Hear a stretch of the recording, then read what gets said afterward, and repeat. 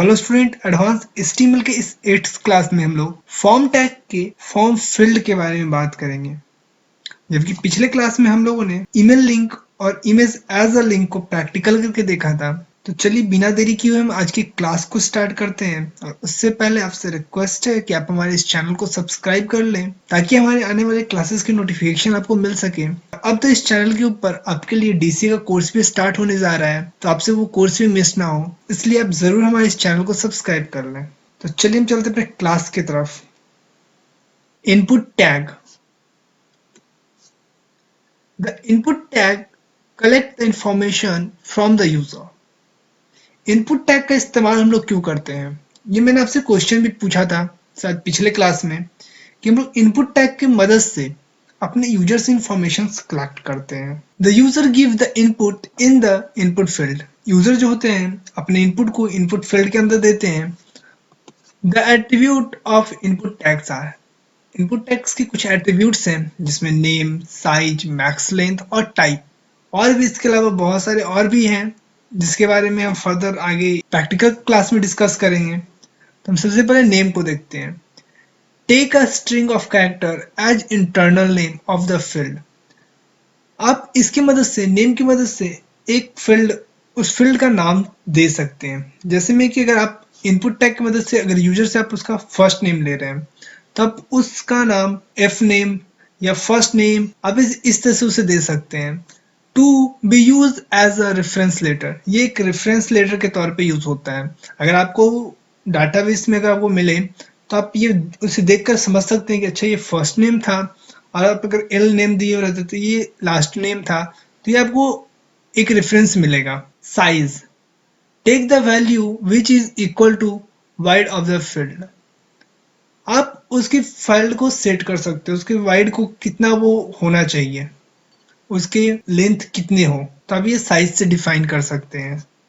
Max length. Text of the value which is equal to the minimum number of the character that can be enter.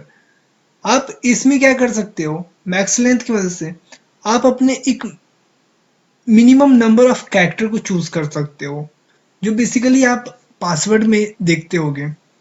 आप अगर 8 letter से कम enter करते हो तो आपको रोक दिया जाता है। वो कहता है कि नहीं, आपको 8 और 16 ये दोनों बीच के कैरेक्टर तक आपको इनपुट करने होंगे। तो ये मैक्स लेंथ से डिफाइन किया जाता है। मतलब मैक्स लेंथ आप अपने जो उसमें कैरेक्टर जो भी इनपुट होगा उसका मैक्स लेंथ तय कर सकते हैं। और साइज से क्या कर सकते हैं, जैसे कि आप अगर नाम एंटर लेना चाहते हैं तो आप अगर एक ही लेटर में उसका पूरा नाम लेना चाहते हो तो आप उसे 20 का दे सकते हैं, 20 का साइज, ताकि वो 20 से ज्यादा कैरेक्टर अपने अंदर रख ही ना पाए। अब हम बात टाइप की करते हैं। Takes the value of the field. ये फील्ड के वैल्यू को लेता है, मतलब कि it can take the value as text. आप फील्ड, जो भी फील्ड आप बना रहे हो उसका आप बता सकते हो कि ये किस टाइप का फील्ड है। उसमें आपको टेक्स्ट आना चाहिए, रेडियो आना चाहिए, वो चेकबॉक्स हो या पासवर्ड है या सबमिट है या रीसेट है। आप उसे बता सकते हो ये किस तरह का आप टाइप बना, किस तरह का आप इनपुट बनाए हो। ये सारे तो यहाँ पे इनपुट ही हैं। टेक्स्ट भी इनपुट है, रेडियो भी इनपुट है, चेकबॉक्स भी इनपुट है। तो आप अपने इनपुट टाइप को बता सकते हो इस टाइप की मदद से कि वो किस तरह के इनपुट्स को एक्सेप्ट करें। अब हम टेक्स्ट बॉक्स फील्ड की बात करते हैं। If the value of the type attribute is text. अगर हम अपने वैल्यू, अपने टाइप के वैल्यू को टेक्स्ट दे दें, मतलब इनपुट टैग के अंदर टाइप और इसका वैल्यू हम टेक्स्ट दे दें, the form will show a text box. Form क्या करेगा, एक टेक्स्ट बॉक्स को शो करेगा। ये सब कुछ हम आगे प्रैक्टिकल, अगले क्लास में प्रैक्टिकल करके देखने वाले हैं, तो आप बिल्कुल घबराइए मत, हमें सब कुछ आपको आगे प्रैक्टिकल करके दिखाएंगे। This text box except the input in one line. ये टेक्स्ट बॉक्स क्या करते हैं, हमारा जो भी इनपुट होगा वो एक लाइन में लेते हैं, मतलब एक लाइन का कोई भी इनपुट लेते हैं जिसमें आपका नेम हो सकता है। This text box field except size, name, max length, align with in the input tag. ये जो टेक्स्ट फील्ड होते हैं वो क्या क्या एक्सेप्ट करते हैं, इनके एट्रीब्यूट्स हैं ये सब, जिसमें साइज, यहाँ पे मैंने आपको बताया था, नेम, वही आप इसका नेम डिफाइन कर सकते हैं, मैक्स लेंथ, यहाँ पे उसका मैक्स लेंथ है, अलाइन, आप उसे अलाइन कर सकते हो विद इन इनपुट टैग। जो आप इनपुट टैग के साथ करते हो बिल्कुल वही आप इसके साथ कर सकते हो। और इसका सिंटेक्स है इनपुट टाइप, यहाँ पे मैंने टेक्स्ट दे रखा है और उसके बाद आप इसके साइज को, नेम को, मैक्स लेंथ को सब इसके अंदर डिफाइन कर सकते हो। तो अब हम बात टेक्स्ट एरिया की करते हैं। Text area is a field that display several text line at a time. Text area वो फील्ड है जो अपने अंदर सेवरल लाइंस ऑफ टेक्स्ट को डिस्प्ले कर सकता है, जिसमें आप बहुत सारे लाइंस को लिख सकते हो एक समय में। It use to take feedback. ये किस लिए इस्तेमाल किया जाता है? ये फीडबैक लेने के लिए इस्तेमाल किया जाता है, और कमेंट फ्रॉम द यूजर, और यूजर से कमेंट लेने के लिए। The text area tag has both start and in tag. ये जो टैग है टेक्स्ट एरिया, इसके स्टार्टिंग और इन टैग दोनों होते हैं। यहाँ पे आप एग्जाम्पल में देख सकते हो, ये टेक्स्ट एरिया का स्टार्टिंग टैग है और ये एंड टैग है। And the attribute of the text area are columns and rows, name और रैप। और इसके जो टेक्स्ट एरिया है उसमें कॉलम है, रो है। आप इसके कॉलम को डिफाइन कर सकते हैं। यहाँ देख सकते हैं कॉलम को मैंने डिफाइन किया, यहाँ पे आप रो को डिफाइन कर सकते हैं। नेम बिल्कुल इसी तरह से आप जो भी नेम देना चाहते हैं, आप फीडबैक, कमेंट, जो भी आप यहाँ देना चाहते हो।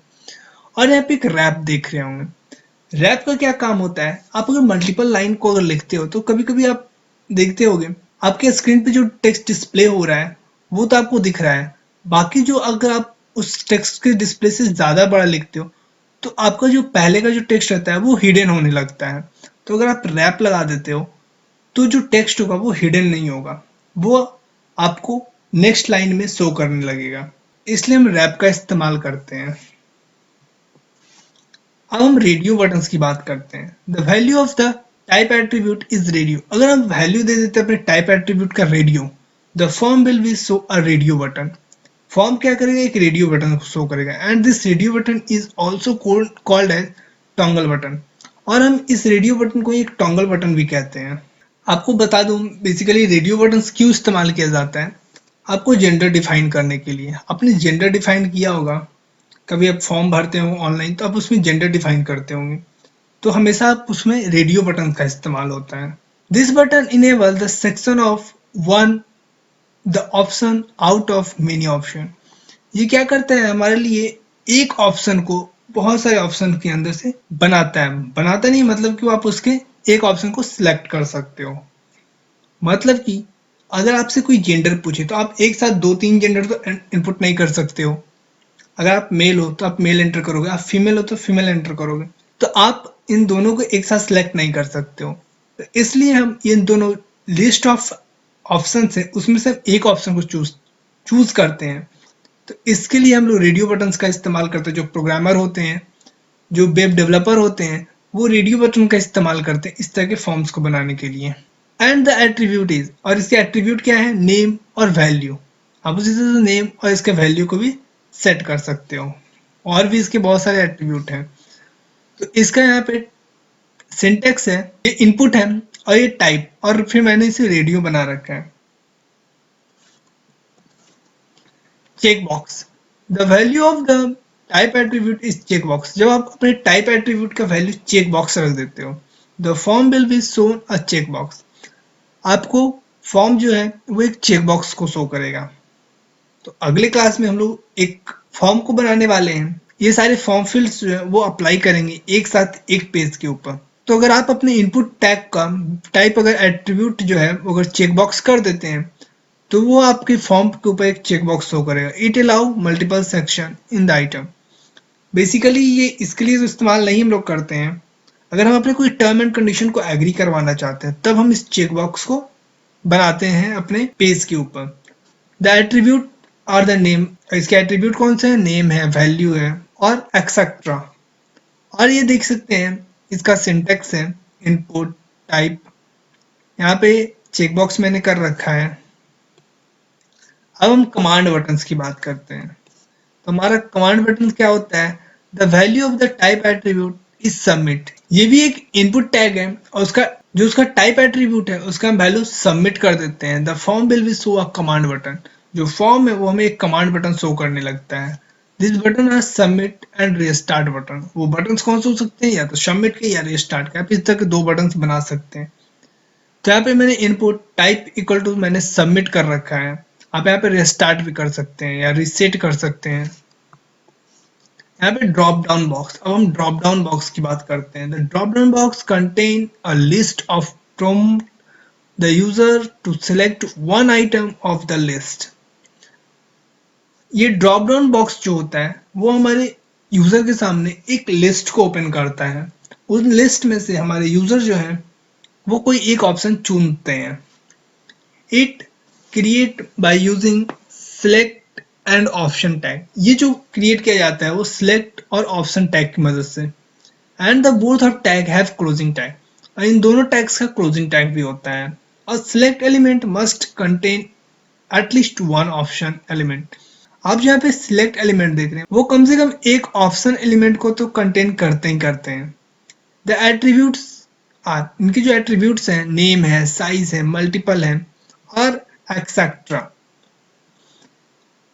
सेलेक्ट, आप यहाँ पे देख सकते हैं, यहाँ पे मैंने सेलेक्ट बनाया। यहाँ पे आप इसका नेम डिफाइन करना चाहते हो तो नेम कर सकते हैं डिफाइन। और यहाँ पे आईडी, इसे मैं बेसिकली इसमें कवर नहीं करना चाहता। ऑप्शन है, यहाँ पे मैंने देखी साइन साइन साइंस तीनों रखा हूँ, ये वैल्यू मैंने दे रखा है।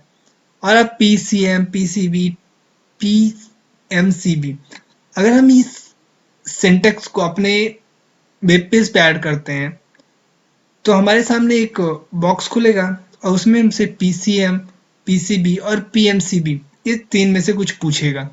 अगर हम किसी एक को सिलेक्ट करते हैं तो हमारा जो टॉप पे होगा, जो बॉक्स के टॉप पे, वही शो करना शुरू हो जाएगा।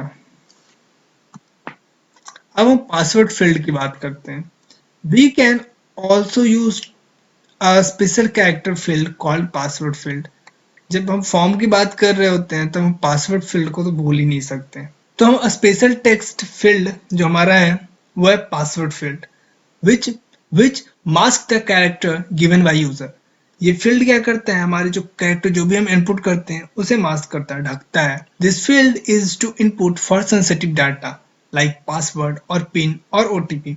ये जो होता है फील्ड, ये हमारे सेंसिटिव डाटा को इनपुट करने के लिए होता है, जिसमें आप पासवर्ड को, पिन को और ओटीपी को डिफाइन कर सकते हो, एंटर कर सकते हो।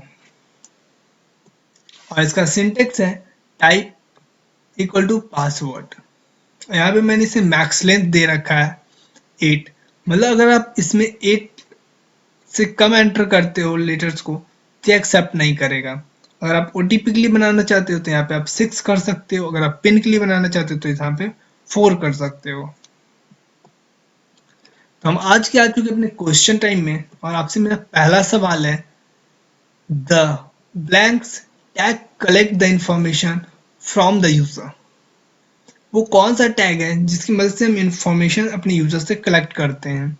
Input tag, option tag, select tag और बॉडी टैग। तो अगर आपको इसका आंसर पता है तो आप आंसर कमेंट में मेंशन करें। तो चलिए मैं आपको इसका आंसर बता देता हूँ। तो इसका आंसर होगा इनपुट टैग। हम इनपुट टैग की मदद से अपने यूजर से इंफॉर्मेशन को कलेक्ट करते हैं। अब हम दूसरे क्वेश्चन पे आते हैं। The radio button is also called है। रेडियो बटन को हम और क्या कहते हैं?